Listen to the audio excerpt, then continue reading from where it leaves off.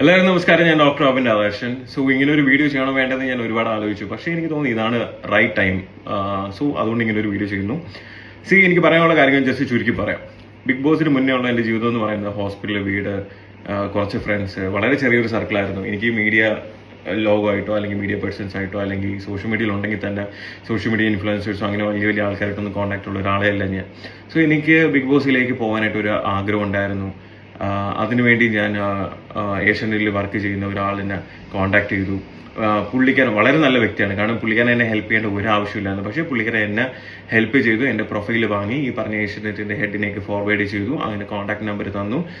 ഞാൻ ആ ഒരു വ്യക്തിനെ ഹെഡിനെ കോൺടാക്ട് ചെയ്തു. സാർ, എൻ്റെ പേര് ഡോക്ടർ അബിൻ രാധാകൃഷ്ണൻ, ഇന്നതൊക്കെയാണ് എൻ്റെ കാര്യങ്ങൾ. അപ്പോൾ പറഞ്ഞു ഓഡിഷൻ വിളിക്കാം. സോ ഓഡിഷനിൽ നിങ്ങളുടെ പെർഫോമൻസ് അനുസരിച്ച് മാത്രമേ നിങ്ങൾ എന്ത് ചെയ്യത്തുള്ളൂ, സെലക്ട് ചെയ്യത്തുള്ളൂ എന്ന് പറഞ്ഞു. ശരിയെന്ന് പറഞ്ഞ് ഞാൻ വെയിറ്റ് ചെയ്തു. അങ്ങനെ ഓഡിഷൻ്റെ ടൈമിൽ എൻ്റെ പെർഫോമൻസ് അനുസരിച്ച് അവരെന്നെ സെലക്ട് ചെയ്തു. അതുവരെ എല്ലാം നല്ല രീതിയിലാണ് പൊയ്ക്കൊണ്ടിരുന്നത്. ഷോയിലേക്ക് വന്നു. സോ എന്നെ പോലെ ഒരു സാധാരണക്കാരന് ഇങ്ങനെ ഒരു പ്ലാറ്റ്ഫോം കിട്ടുമ്പോൾ എൻ്റെ മാക്സിമം എഫേർട്ട് ഞാൻ ഇടണം എന്ന് ആഗ്രഹിച്ച് ഞാൻ അതിൽ മാക്സിമം എന്നെ കൊണ്ട് പറ്റുന്ന രീതിയിൽ ഞാൻ എഫേർട്ട് ഇട്ടിട്ടുണ്ടായിരുന്നു. സോ ഈ ഒരു ഷോ എന്ന് പറയുന്നത് നമ്മുടെ മെന്റൽ സ്ട്രെങ്ത് ഭയങ്കരമായിട്ട് അളക്കും. മനസ്സിലായില്ലേ? അത് മാത്രമല്ല, അതിനകത്ത് അത്രയും മെന്റൽ സ്ട്രെങ്ത് ഉള്ള ആൾക്കാർക്ക് മാത്രമേ അതിൻ്റെ അകത്ത് സർവൈവ് ചെയ്ത് പോകാൻ പറ്റൂ. അതിനകത്തുള്ള ഓരോരുത്തർക്കും അതിൽ ഹാറ്റ്സ് ഓഫ്. കാരണം അത്രയും സ്ട്രഗിൾ ചെയ്ത് അത്രയും മെന്റൽ പ്രഷർ എല്ലാം താങ്ങി എത്രയും ക്യാമറേസിന്റെ ഇടയിൽ ഇരുന്നിട്ട് കാര്യങ്ങളെല്ലാം ചെയ്യാന്ന് പറഞ്ഞാൽ നമ്മൾ ഈച്ച് ആൻഡ് എവരി കാര്യങ്ങൾ അവർ നോക്കിയാണ്. മനസ്സിലായില്ലേ? സോ ആ ഒരു രീതിയിൽ അതിൻ്റെ അകത്ത് സർവൈവ് ചെയ്ത് വരിക എന്ന് പറഞ്ഞാൽ അത്രയും പാടുള്ള കാര്യത്തിലേക്ക് എന്താ പറയുക, അതിൻ്റെ അകത്ത് വിന്നേഴ്സ് ആയവരും അതിൻ്റെ അകത്ത് പാർട്ടിസിപ്പേറ്റ് ചെയ്ത് ഒരാഴ്ച നിന്നവരാണെങ്കിലും നിങ്ങളെല്ലാവരും ഗ്രേറ്റ് ആണ്. കാരണം എന്ന് വെച്ചാൽ എനിക്ക് അതിൻ്റെ ബുദ്ധിമുട്ട് അല്ലെങ്കിൽ അതിൻ്റെ ആ ഒരു മാനസികാവസ്ഥ എന്താണെന്ന് എനിക്കറിയാം. സോ ആ ഒരു ഷോവിൻ്റെ അകത്ത് ഇനി നിങ്ങൾ പലരും കണ്ടിട്ടുള്ളതായിരിക്കും. ഞാൻ സീസൺ 4 അകത്ത് ഓൾമോസ്റ്റ് ഭയങ്കരമായിട്ട് മെന്റൽ എന്താ പറയുക മെന്റൽ സ്ട്രെങ്ത് എൻ്റെത് അളന്നിട്ടുണ്ട്. സോ 65 ദിവസം കഴിഞ്ഞ് അങ്ങനെ ഒരു ഇൻസിഡന്റ് എല്ലാം കഴിഞ്ഞതിന് ശേഷം ആ ഒരു സീക്രട്ട് റൂമിൻ്റെ അകത്ത് 5 ദിവസം ഇരിക്കുന്ന സമയത്ത് സത്യം പറയാമല്ലോ, ഒരു പേപ്പർ തന്നിട്ടുണ്ട്, അതിൻ്റെ ടേംസ് റൂൾസ് വന്നിട്ട്. സോ അതിനകത്ത് നമുക്കൊരു സിബ് ഇടുന്ന സൗണ്ട് പോലും വരാൻ പാടില്ല. സോ സൗണ്ട് ഒന്നും ഇല്ലാതെ ഒരു 4-5 ദിവസം ഒരു റൂമിൻ്റെ അകത്ത് ഒറ്റയ്ക്ക് ഇങ്ങനെ നിൽക്കാന്ന് പറഞ്ഞു കഴിഞ്ഞാൽ അത് 3ാമത്തെ ദിവസമൊക്കെ ആയപ്പോൾ എൻ്റെ മെന്റലി ഞാൻ ഭയങ്കരമായിട്ട് ഇങ്ങനെ ഡിസ്റ്റർബ്ഡ് ആയി. പക്ഷേ എൻ്റെ ആ മെന്റൽ സ്ട്രെങ്ത് ഉള്ളത് കൊണ്ട് മാത്രമാണ് ഞാനത് പിടിച്ചു നിന്നത്. ബിഗ് ബോസ് എൻ്റെ അടുത്ത് ചോദിക്കും, കാരണം ഇവർക്ക് അറിയാം എന്നെ മെന്റലി എങ്ങനെയെങ്കിലും ഡൗൺ ആക്കണമെന്നുള്ളത്. പക്ഷേ ഞാൻ ബിഗ് ബോസിൻ്റെ അടുത്ത് പറഞ്ഞു, നിങ്ങൾ എത്രയൊക്കെ ട്രൈ ചെയ്താലും 100 ദിവസം എന്നെ ഇതിൻ്റെ അകത്ത് പിടിച്ചിട്ടാലും ഞാൻ എൻ്റെ അടുത്ത് ഇരിക്കും. കാരണം ഞാൻ ഇതിൻ്റെ വിന്നറായിട്ട് തിരിച്ചു പോകുമെന്ന് പറഞ്ഞു. സോ അങ്ങനെ എനിക്ക് തോന്നുന്നു പലർക്കും അറിയാം അതിൻ്റെ ഞാൻ തിരിച്ചു കയറുന്നതായിട്ട് പ്രോമോയും കാര്യങ്ങളൊക്കെ ഇട്ടിട്ട് ജസ്റ്റ് എന്നെ കൊണ്ടുവന്നിട്ട് പുറത്താക്കിയ ചെയ്തത്. സോ അത് ഒരുപാട് പേരല്ല, 1-2-3 പേരുടെ പ്ലാനിങ് ആയിരുന്നു, അജണ്ടയായിരുന്നു ഏഷ്യാനെറ്റിലുള്ളത്. സോ അതെല്ലാം സഹിച്ച് ഓക്കെ, കുഴപ്പമില്ല, എന്നാൽ ഇത്രയും വലിയൊരു ഓപ്പർച്യൂണിറ്റി തന്നതല്ലേ. എനിക്കൊരു എൻ്റെ ഈ ഒരു ജന്മത്തിൽ എനിക്ക് 2 ജീവിതം ഞാൻ ചിന്തിക്കുന്നത്. ഒന്ന് ബിഗ് ബോസിന് മുന്നേ ഉള്ളത്, ഒന്ന് ബിഗ് ബോസിന് ശേഷമുള്ളത്. ഞാൻ എൻ്റെ ജീവിതത്തിൽ ഇന്നേ വരെ കാണാത്ത ഒരുപാട് പേര് എന്നെ ഇഷ്ടപ്പെടുന്നു, എന്നെ സ്നേഹിക്കുന്നു. ഞാൻ എപ്പോഴും അതുകൊണ്ട് ഏഷ്യാനെറ്റിൻ്റെ അടുത്തും ബിഗ് ബോസിൻ്റെ അടുത്തും താങ്ക്ഫുൾ ആയിട്ട് തന്നെയാണ് ഇരുന്നത്. പക്ഷേ നമുക്ക് ഈ ഫിനാലെ കഴിഞ്ഞിട്ട് 1 വർഷം വരെ നമുക്കിതിൻ്റെ കോൺട്രാക്റ്റ് ഉണ്ട്. ആ കോൺട്രാക്ട് പീരീഡ് എന്ന് പറഞ്ഞാൽ അവർ പറയുന്ന പല കാര്യങ്ങളും നമ്മൾ ചെയ്യേണ്ടി വരും. നമുക്ക് ഇഷ്ടമല്ലെങ്കിൽ കൂടി ചെയ്യേണ്ടി വരും. പിന്നെ ആ ഒരു കൺട്രോൾ പോലെ നമ്മൾ ഒരുപാട് കാര്യങ്ങൾ അവർ ചെയ്യിപ്പിക്കും. മനസ്സിലായില്ലേ? സോ എല്ലാവരും ഇല്ല.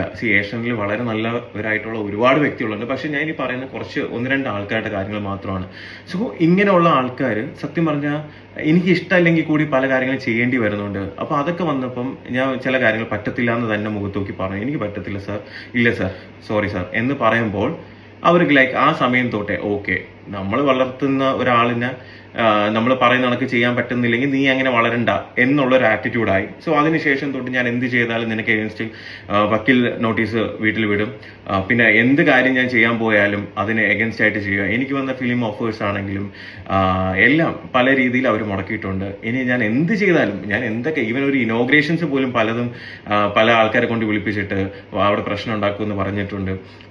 പല രീതിയിൽ ഞാൻ എന്തൊക്കെ ഈവൻ എനിക്ക് ഗോൾഡൻ വിസ പോലും, ദുബൈയിൽ പോലും ഗോൾഡൻ വിസ കിട്ടാവുന്ന സമയത്ത് പോലും പല രീതിയിൽ നിന്ന് ഇവിടെ നിന്ന് പ്രഷർ വന്നിട്ടുണ്ട്. എന്ന് വെച്ചാൽ എൻ്റെ കരിയർ എൻഡ് ചെയ്യുന്ന രീതിയിലുള്ള പല കാര്യങ്ങളും ഇവർ മുന്നേ ചെയ്തിട്ടുണ്ട്.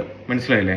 സോ ഇങ്ങനെയുള്ള ഒരു അവസ്ഥയിൽ ഒരു ഒരു ഒരു സാധാരണ മനുഷ്യൻ എന്നുള്ള രീതിയിൽ ഒരുപാട് ആഗ്രഹങ്ങളുമായിട്ട് ഇങ്ങനെ ഒരു ഷോയിലേക്ക് വരുന്നു. ഇനിയും ലൈഫിൽ ഒരുപാട് മുകളിലേക്ക് പോകണമെന്ന് ആഗ്രഹിക്കുന്നു. പക്ഷേ ഈ പറഞ്ഞ കോർപ്പറേറ്റ് കമ്പനി അല്ലെങ്കിൽ ഈ പറഞ്ഞ ഒന്ന് രണ്ട് പേരുടെ അവരുടെ പേഴ്സണൽ താല്പര്യങ്ങൾ കാരണം എൻ്റെ കരിയർ അല്ലെങ്കിൽ എൻ്റെ ജീവിതം നശിപ്പിക്കണം എന്ന് മാത്രമേ അവർ ചിന്തിച്ചിട്ടുള്ളൂ. എന്നെ പല പ്രാവശ്യം വിളിച്ചിട്ട് പറയും, ഒരു റോബിൻ ഉണ്ടാക്കാൻ അറിയാമെങ്കിൽ 100 റോബിൻ ഉണ്ടാക്കാനും അറിയാം, അത് ഇല്ലാണ്ടാക്കാനും അറിയാം. ഇത് പല പ്രാവശ്യം പറയുന്നത്. ഒരു പ്രാവശ്യം ഇത് കേൾക്കുമ്പോൾ പൊടി ഉണ്ടായിരുന്നു, പൊടി വണ്ടിയിലുണ്ടായിരുന്നപ്പോഴാണ് വിളിക്കുന്നത്. പൊടി ചോദിക്കുന്നത്, എന്താ റോബിൻ ചേട്ടാ ഇത് സിനിമയിലൊക്കെ സാധനം ഇങ്ങനെ കേട്ടിട്ടുള്ളതെന്ന് പറയുന്നുണ്ട്. സോ അങ്ങനെയുള്ള കുറേ കാര്യങ്ങളും പ്രഷറും എനിക്ക് വരുന്ന എന്തൊക്കെ കാര്യങ്ങളുണ്ട് അതിനൊക്കെ തടസ്സം വരുത്തുക. എനിക്ക് എഗൻസ്റ്റ് ആയിട്ട് എന്നെ ഇഷ്ടപ്പെടുന്ന ആൾക്കാർ ഒരുപാട് പേരുണ്ടെന്ന് അറിയുമ്പോഴത്തേക്ക് അവർ തന്നെ പല രീതിയിൽ പലരെയും കൊണ്ട് എൻ്റെ ഫെയിം അല്ലെങ്കിൽ ആൾക്കാരുടെ ഇടയിൽ എന്നെ ഒരു കോമാളിയാക്കുക അല്ലെങ്കിൽ എന്നെ ഒരു മോശക്കാരനാക്കുക. ഇതെല്ലാം അവർ ഒരുപാട് ട്രൈ ചെയ്തിട്ടുണ്ട്, ഒരുപാട് അവർ സക്സസ്ഫുള്ളും ആണ്. മനസ്സിലായില്ലേ? പിന്നെ ഇവരെന്ന് വെച്ച് കഴിഞ്ഞാൽ കോർപ്പറേറ്റ് കമ്പനീസ് ആണ്. ഇവർക്ക് ഒരു kind of social media focus ഉണ്ട്. ഇതിൻ്റെ അകത്ത് പല രീതിയിലുള്ള പേജസ് ഉണ്ട്, പല പല റിവ്യൂ ചെയ്യുന്ന ആൾക്കാരുണ്ട്, പല ട്രോൾ പേജസ് ഉണ്ട്. ഇവരെല്ലാവരും കൂടെ ഒറ്റയടിക്ക് വിചാരിച്ചു കഴിഞ്ഞാൽ ഒരാളിനെ നശിപ്പിക്കാവുന്നതേ ഉള്ളൂ. സിമ്പിളായിട്ട് പറയണ, ഒരാളിനെ അവർക്ക് മാനിപ്പുലേറ്റ് ചെയ്ത് നശിപ്പിക്കാവുന്നതേ ഉള്ളൂ. ഇതിന് അവർക്ക് കുറെ ഫേക്ക് ഐഡീസും കാര്യങ്ങളെല്ലാം വെച്ച് കമന്റ്സും കൂടെ ചെയ്യുമ്പോൾ ഈ കാണുന്ന വ്യക്തികൾ അല്ലെങ്കിൽ മനുഷ്യരെന്ന് പറയുമ്പോൾ ഇത് കാണുമ്പോൾ ഇന്ന ആൾ ഇങ്ങനെയാണ് പല കാര്യങ്ങളും. ഞാൻ ഒരു വലിയ എന്താ ക്രിമിനൽ ക്രൈമോ കാര്യങ്ങളൊന്നും ഞാൻ ഇന്നേവരെ ചെയ്തിട്ടില്ല. മനസ്സിലായില്ലേ? ഞാൻ ജസ്റ്റ് എൻ്റെ ആഗ്രഹങ്ങൾ ഇനിയും ഉയരങ്ങളിലേക്ക് പോകണം എന്ന് ആഗ്രഹിച്ച് ഓരോ കാര്യങ്ങൾ ചെയ്യാൻ ശ്രമിക്കുമ്പോൾ ഇങ്ങനെയുള്ള ആൾക്കാരുടെ എന്താ പറയാ ഭയങ്കര വലിയ ഗ്രഡ്ജ് കാരണം എൻ്റെ കരിയറും എൻ്റെ കാര്യങ്ങളും നശിപ്പിക്കാൻ തന്നെയാണ് ഇവർ ശ്രമിച്ചുകൊണ്ടിരിക്കുന്നത്. പിന്നെ പലരും ചോദിച്ചിട്ടുണ്ട്, എന്തുകൊണ്ട് ബിഗ് ബോസ് സീസൺ 5 പോയത്, അത് പോവേണ്ടായിരുന്നല്ലോ എന്ന് ചോദിച്ചിട്ടുണ്ട്. അപ്പം ഈ ജൂലൈ 4, 2022 കഴിഞ്ഞിട്ട് ഒരു വർഷത്തേക്ക് ഇതിന്റെ കോൺട്രാക്ട് ഉണ്ട്. സോ ഇവരെന്നെ ആദ്യം കോൺടാക്ട് ചെയ്ത സമയത്ത് എനിക്ക് പറ്റത്തില്ല എന്നാണ് പറഞ്ഞത്. എനിക്ക് നടുവേനയാണ്, ഓരോരോ സില്ലി റീസൺസ് പറഞ്ഞ് ഇത് അവോയ്ഡ് ചെയ്തതാ. അപ്പോഴാണ് ഈ കോൺട്രാക്ട് ഉള്ളത് കൊണ്ട് അവർ പറയുന്നത് ഞാൻ ചെയ്തേ പറ്റും. 2-3 പ്രാവശ്യം എൻ്റെ അടുത്ത് കൺവിൻസ് ചെയ്യാൻ നോക്കി, പറ്റാത്തതുകൊണ്ട് റോമിന് കോൺട്രാക്ട് ഉണ്ട്, സോ ഇതും കൂടെ വന്ന് പോയേ പറ്റുള്ളൂ എന്ന് പറഞ്ഞു. പക്ഷെ ഇത് കോൺട്രാക്ട് ഉണ്ടല്ലോ, ഈ പീരീഡ് ഒന്ന് കഴിയട്ടെ, എന്തെങ്കിലും ആവട്ടെ എന്ന് വിചാരിച്ചിട്ട് എന്ത് ചെയ്ത് ശരിയെന്ന് പറഞ്ഞിട്ട് പോയ സമയത്ത് അവിടെ ചെല്ലുമ്പോഴാണ് അറിയുന്നത്. കാരണം അതിൻ്റെ അകത്ത് എന്നെ ഇഷ്ടപ്പെടുന്ന ആൾക്കാരും ഉണ്ട്. അവരെൻ്റെ അടുത്ത് പറഞ്ഞു, അതിൻ്റെ ക്രൂവിൽ തന്നെ അവരെൻ്റെ അടുത്ത് പറഞ്ഞു, റോബിനെ ഡീഗ്രേഡ് ചെയ്യാനുള്ള പ്ലാൻസ് ആണ് ഇവർ ചെയ്യുന്നത്. കാരണം റോബിൻ്റെ ആ ജനപിന്തുണ കുറയ്ക്കണം, ഓക്കെ, ഉള്ളതും കൂടെ ഇല്ലാണ്ടാക്കണം എന്നുള്ളത് പറഞ്ഞപ്പോൾ ഞാൻ ആലോചിച്ചു, ദൈവമേ ഇത് സത്യം തന്നെയാണോ എന്ന് എനിക്കൊരു ഡൗട്ട് ഉണ്ടായിരുന്നു. മനസ്സിലായില്ലേ? കാരണം അവർക്ക് എന്ത് കാണിക്കണം, ഞാൻ അന്നും പറയുന്നത് എഡിറ്റഡ് എന്നാണ്, സ്ക്രിപ്റ്റഡ് എന്നല്ല. എഡിറ്റഡ് എന്ന് വെച്ചാൽ എഡിറ്റഡ് ചെയ്യുന്നത് കാണുമ്പോഴത്തേക്ക് ഒരാളിൽ 10ൽ 9 നല്ല കാര്യങ്ങളും ഉണ്ട്, അതിൽ ഒരു മോശകാര്യമാണെങ്കിൽ ആ ഒരു മോശകാര്യം മാത്രം കാണിച്ചു കഴിഞ്ഞാൽ ആ ഒരു വ്യക്തിനെ ആ രീതിയിലായിരിക്കും സമൂഹം ജഡ്ജ് ചെയ്യുന്നത്. മനസ്സിലായില്ല? സോ അത് അവരുടെ റേറ്റിങ്ങിനും അതിനനുസരിച്ചൊക്കെ അവർ മാറ്റിക്കൊണ്ടേയിരിക്കും. സോ അവിടെ ചെന്നപ്പോഴത്തേക്ക് എനിക്ക് മനസ്സിലായി, ഇത്രയും നാൾ ഞാൻ അനുഭവിച്ചിരുന്ന എൻ്റെ ഫ്രസ്ട്രേഷൻ, എൻ്റെ കാര്യങ്ങൾ പല രീതിയിൽ. ഇപ്പോൾ അഖിൽമാരാറിനെ പറഞ്ഞല്ലോ, അഖിൽമാരാറിനെ പുറത്താക്കാൻ വേണ്ടിയായിരുന്നു പ്ലാൻ ചെയ്യുന്ന, പല രീതിയിൽ അവർ ട്രൈ ചെയ്യുന്നു. അതിലൊരു രീതിയിൽ എൻ്റെ അടുത്തും പറഞ്ഞു, കാരണം ഞാനും അഖിൽമാരാറിനും തമ്മിൽ പ്രശ്നമുണ്ടെന്ന് വിചാരിച്ചിട്ട് അകത്ത് പോയി ഇയാൾ എങ്ങനെയെങ്കിലും ഔട്ടാക്കണമെന്നുള്ള രീതിയിൽ തന്നെയാണ് എൻ്റെ അടുത്ത് പറഞ്ഞത്. പക്ഷേ ഞാൻ അവിടെ പോയി അങ്ങനെയൊന്നും ചെയ്തില്ല. ഞാൻ വളരെ നല്ല രീതിയിലാണ് ആദ്യം സംസാരിച്ചത്. പിന്നെ അത് കഴിഞ്ഞതിന് ശേഷം ഒരു സിറ്റുവേഷൻ എനിക്ക് എൻ്റെ സീസണിൽ നടന്ന പോലത്തെ ഒരു സിറ്റുവേഷൻ വന്നപ്പോൾ ഞാൻ അവരുടെ അടുത്തല്ല, ഞാൻ ബിഗ് ബോസിനെയാണ് ചോദ്യം ചെയ്തത്. ബിഗ് ബോസിനെ ഏഷ്യനെറ്റിന്റെ അടുത്ത് ഞാൻ ചോദ്യം ചെയ്തു, ഇതേപോലെ എന്താണ് നിങ്ങൾക്ക് 2 സ്റ്റാൻഡ്, എന്തുകൊണ്ടാണ് എൻ്റെ അടുത്ത് ഇങ്ങനെ കാണിക്കുന്നത്, അവരുടെ അടുത്ത് ഇങ്ങനെ അവർക്ക് ഇതൊരു പ്രശ്നമില്ലെന്നുള്ള രീതിയിൽ ഞാൻ ചോദ്യം ചെയ്തു. ഇവിടെ അവർ കാണിക്കുന്ന ഓരോ അനീതിയും ഞാൻ അവിടെ വെച്ച്, എന്ന് വെച്ചാൽ ഈ പറഞ്ഞ കണക്ക് കോൺട്രാക്ട് കഴിഞ്ഞിട്ട് ഏതെങ്കിലും ഒരു സ്ഥലത്ത് ഇരുന്നിട്ട് ഒരു വീഡിയോ ചെയ്യല്ല ഞാൻ അവരുടെ സ്ഥലത്ത് കോൺട്രാക്റ്റിൽ ഇരിക്കുമ്പോൾ മുംബൈ ചെന്ന് ബിഗ് ബോസിന്റെ അകത്ത് കയറി ബിഗ് ബോസിലുള്ളവരെയും ഏഷ്യനെറ്റിനെയും ഞാൻ ചോദ്യം ചെയ്തു. ആ ചോദ്യം ചെയ്തപ്പോൾ അവർക്കത് നന്നായി കൊണ്ടു. മനസ്സിലായില്ലേ? അപ്പൊ എന്നെ പുറത്ത് അങ്ങനെ ആക്കാതെ വേറെ വഴിയില്ല.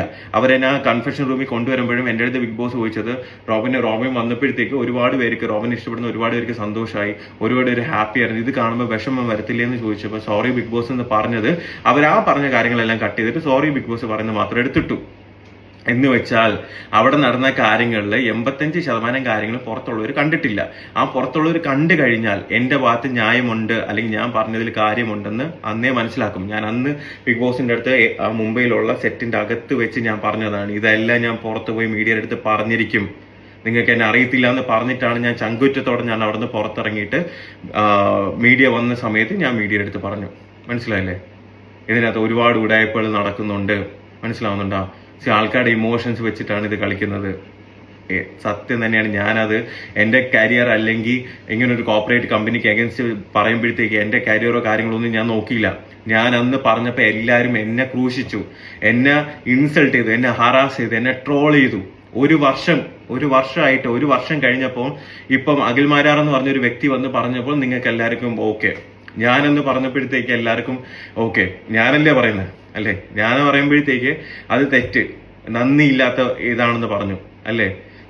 നന്ദി ഉണ്ട്, പക്ഷേ എന്നെ ഞാനാക്കിയതും എന്നെ ഇത്ര ഫെയിം തന്ന ബിഗ് ബോസ് തന്നെയാണ്. പക്ഷെ ഇതേപോലത്തെ നാറിത്തരം കാണിക്കുമ്പോഴേ ചൂണ്ടിക്കാണിക്കുക എന്നുള്ള എന്റെ റെസ്പോൺസിബിലിറ്റിയും കൂടെ തന്നെയാണ്. അന്ന് ഞാൻ പറഞ്ഞിരുന്ന കാര്യം ചെയ്തിരുന്നെങ്കിൽ ഇന്ന് പകൽമാരാണ് വന്ന് സിബിയുടെ കാര്യം പറയേണ്ട ആവശ്യം വരത്തില്ലായിരുന്നു. ആണോ? എനിക്ക് അവരുടെ കാര്യം, പുള്ളിയനും പറഞ്ഞ കാര്യങ്ങളൊന്നും എനിക്ക് വ്യക്തിപരമായിട്ട് അറിയത്തില്ല. എനിക്ക് എന്റെ കാര്യങ്ങൾ മാത്രമേ അറിയത്തുള്ളൂ. എന്റെ ലൈഫിൽ നടന്ന കാര്യങ്ങളും എനിക്ക് ഉണ്ടായ അനുഭവങ്ങളും മാത്രമേ എനിക്ക് പറയാൻ പറ്റത്തുള്ളൂ. മനസ്സിലായില്ലേ? ബിഗ് ബോസ് എന്ന് പറയുന്ന പല സ്ഥലത്തും പല ലാംഗ്വേജസിലും വേൾഡിലും പല സ്ഥലത്തും എല്ലാം നടക്കുന്ന ഒരു സംഭവമാണ്. അവിടേക്ക് ഇങ്ങനെ ഉണ്ടോയെന്നും എനിക്കറിയത്തില്ല, കാരണം അറിയാവുന്ന കാര്യം എനിക്ക് പറയാൻ പറ്റത്തുള്ളൂ. പക്ഷേ ഇന്നലെ ഈ ഒരു സംഭവം അഖിൽമാരെ റിട്ടേണിന് ശേഷം ഒരുപാട് പേര് പറയുന്നുണ്ടായിരുന്നു ഇതേപോലെ എന്താ പറയാ, ഞാൻ പറഞ്ഞ ശരിയായിരുന്നു എന്ന് പറഞ്ഞു ഒരുപാട് പേര് മെൻഷൻസ് ഇടുന്ന സപ്പോർട്ട് ചെയ്യുന്നത് കണ്ടപ്പോൾ സത്യം പറഞ്ഞാൽ സന്തോഷം തോന്നി. പക്ഷെ നിങ്ങളൊന്ന് ആലോചിച്ച് നോക്കിയേ, എന്തിന്റെ പേരിലാണ് ഞാൻ ഇത്രയും ക്രൂശിക്കപ്പെട്ടത്? ഒരു എന്താ പറയാ, സത്യം വിളിച്ച് പറഞ്ഞതിന്റെ പേരിൽ എല്ലാവരും കൂടെ എന്നെ ഹറാസ് ചെയ്തു, എന്നെ ഇൻസൾട്ട് ചെയ്തു, എന്നെ ട്രോൾ ചെയ്ത പല ആൾക്കാരും ഇന്നലെ എനിക്ക് പേഴ്സണൽ മെസ്സേജ് ചെയ്തു, ചേട്ടാ ഞങ്ങൾ അറിയാതെ പറ്റിപ്പോയതാണ്, സോറി, വേറെ ഒന്നും വിചാരിക്കില്ല, ഞാൻ ഒരുപാട് വീഡിയോസ് നിങ്ങൾക്കെതിരെ ചെയ്തിട്ടുണ്ട്, പക്ഷെ ഇങ്ങനെയുള്ള കാര്യം ഞങ്ങളൊക്കെ അന്ന് അറിയത്തില്ലായിരുന്നു എന്ന് പറഞ്ഞു അല്ലേ? അതെന്താ അഖിൽമാരാർ പറയുമ്പോൾ അത് ശരി, ഞാൻ പറയുമ്പോൾ തെറ്റും? അങ്ങനെ ഒരിക്കലും എന്ത് ചെയ്യരുത്. ഒരാള് സത്യം പറയുമ്പോൾ അവിടെ എപ്പോഴും സത്യം പറയുന്ന ആളോ അല്ലെങ്കിൽ തുറന്നു പറയുന്ന ആൾക്കാർക്ക് എപ്പോഴും എന്തെങ്കിലുമൊക്കെ കാര്യങ്ങൾ അനുഭവിക്കേണ്ടി വരും. അതിന്റെ ഒരു ഏരിയ മാത്രമാണ് ഞാൻ അല്ലേ? ഇങ്ങനെ ഒരു ഷോയിൽ വന്നപ്പോൾ എനിക്ക് നഷ്ടം. ഇപ്പോഴും എന്റെ സ്ട്രെങ്ത് എന്ന് പറയുന്നത് എന്നെ ഇഷ്ടപ്പെടുന്ന ഒരുപാട് പേരുണ്ട്. മനസ്സിലായില്ലേ? എനിക്കറിയാം, ഞാനത് എക്സ്പീരിയൻസ് ചെയ്യുന്ന ഒരാളാണ്. എൻ്റെ അടുത്ത് പറയുന്ന എൻ്റെ അടുത്ത് ഓരോരുത്തരുടെ വാക്കുകൾ എനിക്ക് എന്തുമാത്രം മോട്ടിവേഷൻ എന്നറിയാം. ഇത്രയും ഡീഗ്രേഡ് ചെയ്യുന്ന വെച്ചാൽ ഇപ്പൊ നമ്മൾ എന്തെങ്കിലും ചെയ്തിട്ടാണെങ്കിൽ പർപ്പസ്ലി അങ്ങ് ഇല്ലാണ്ടാക്കുക, ഒരാളിനെ ഇല്ലാണ്ടാക്കുക, മാക്സിമം ഇല്ലാണ്ടാക്കുക. അതിന് പലരെയും കൊണ്ടുവന്ന് ഇന്റർവ്യൂ ചെയ്യിപ്പിക്കുക. ഇപ്പൊ ആ ഇന്റർവ്യൂ ചെയ്ത പലർക്കും ഇപ്പൊ ഒന്നും പറയാനില്ല, കാരണം അവർക്ക് വേണ്ടപ്പെട്ടവർക്ക് ഓരോന്ന് കിട്ടുമ്പോഴത്തേക്ക് ഇപ്പൊ അവർക്കൊന്നും പറയാനില്ല. മനസ്സിലായില്ലേ? ഇനി ഈ പറഞ്ഞ ആൾക്കാർ തന്നെ മാറ്റി പറയോ ഇല്ലെന്നൊന്നും എനിക്കറിയില്ല. പക്ഷെ എന്റെ നിലപാട് എന്നും ഒന്ന് തന്നെ ആയിരിക്കും. അതില് ആ നിലപാട് മാറണമെന്നുണ്ടെങ്കിൽ ഞാൻ മരിക്കണം. എന്റെ നിലപാടിൽ ഞാൻ എന്നും അടിയുറച്ച് തന്നെ നിൽക്കും. മനസ്സിലായില്ലേ? ഞാൻ വലിയ പെർഫെക്റ്റ് ആയിട്ടുള്ള ഒരു മനുഷ്യനൊന്നും അല്ല. ഒരുപാട് പോസിറ്റീവ് ഒരുപാട് നെഗറ്റീവ് ഉള്ള ഒരു സാധാരണക്കാരനാണ്. പക്ഷെ അനീതിയും തെറ്റും കണ്ട ചൂണ്ടിക്കാണിക്കാനുള്ള മനസ്സുണ്ട്. ഇത്രയും നാൾ ഇതൊന്നും ഞാൻ വിളിച്ച് പറയാതിരുന്ന എന്തുകൊണ്ടാന്ന് വെച്ച് കഴിഞ്ഞാൽ, ഞാൻ എന്ത് പറഞ്ഞാലും നിങ്ങൾക്ക് എന്നെ ഡീഗ്രേഡ് ചെയ്യുക, എന്ത് പറഞ്ഞാലും എന്നെ ഹറാസ് ചെയ്യുക, എന്ത് പറഞ്ഞാലും എന്നെ ഇൻസൾട്ട് ചെയ്യുക, ട്രോൾ ചെയ്യുക. നിങ്ങളൊന്ന് ആലോചിച്ച് നോക്കട്ടെ, നിങ്ങളെ വീട്ടിലുള്ള ഒരു മനുഷ്യന് ഒരു നിങ്ങളൊക്കെ ഒരു സഹോദരനോ അല്ലെങ്കിൽ നിങ്ങളെ വീട്ടിലുള്ള ഒരു അംഗോട് ഞാനെങ്കിൽ എനിക്കാണെങ്കിൽ ഒരു അവസ്ഥ വരുന്നെങ്കിൽ നിങ്ങൾ എൻ്റെ അടുത്ത് ഇങ്ങനെ പറയുമോ? നിങ്ങൾ അതിനുവേണ്ടി എന്റെ കൂടെ നിന്ന് സപ്പോർട്ട് ചെയ്യത്തില്ലേ? അന്ന് ഞാൻ പറഞ്ഞപ്പോൾ എല്ലാവരും എന്നെ പുച്ഛിച്ച് എന്നെ ഇല്ലാണ്ടാക്കി. ഇപ്പൊ അഖിൽമാരാർ പറയുന്നു, അഖിൽമാരാർ മറ്റുള്ളവർക്ക് വേണ്ടി സംസാരിക്കുന്നത്. എനിക്ക് വേണ്ടി സംസാരിക്കാൻ ഞാനേ ഉള്ളൂ. എനിക്ക് മറ്റുള്ളവരുടെ കാര്യം അറിയത്തില്ല, എൻ്റെ അടുത്ത് ആരും പറഞ്ഞിട്ടില്ല. എനിക്ക് എന്റെ കാര്യങ്ങളല്ലേ എനിക്ക് അറിയത്തുള്ളൂ. ഒരുപാട് സഫർ ചെയ്തിട്ടുണ്ട്. മനസ്സിലായില്ലേ? പിന്നെന്താ, എന്നാണെങ്കിലും സത്യങ്ങളൊക്കെ പുറത്തു വരും. മനസ്സിലായില്ലേ?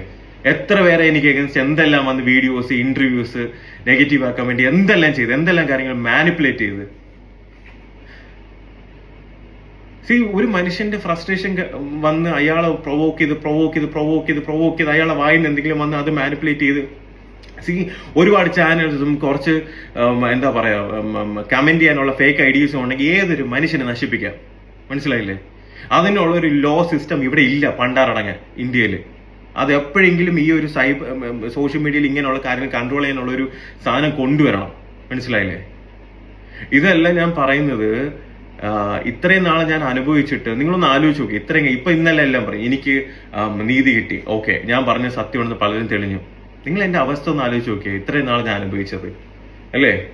എന്റെ ഇത്രയും നാളത്തെ ഒരുപാട് ആഗ്രഹങ്ങളുണ്ട്. പക്ഷെ ഞാൻ ഒരു കാര്യം പറയാം, എന്റെ ജീവിതത്തിൽ ഞാൻ എവിടെ എത്തണമെന്ന് വിചാരിച്ചാലും ഞാൻ എത്തിയിരിക്കും. ഞാനിപ്പോൾ ഒരു ബ്രേക്ക് എടുത്തിട്ടുണ്ടെങ്കിലോ അല്ലെങ്കിൽ ഞാൻ ചെയ്യുന്ന കാര്യങ്ങൾ എന്താണെന്നും എനിക്ക് നന്നായി അറിയാം.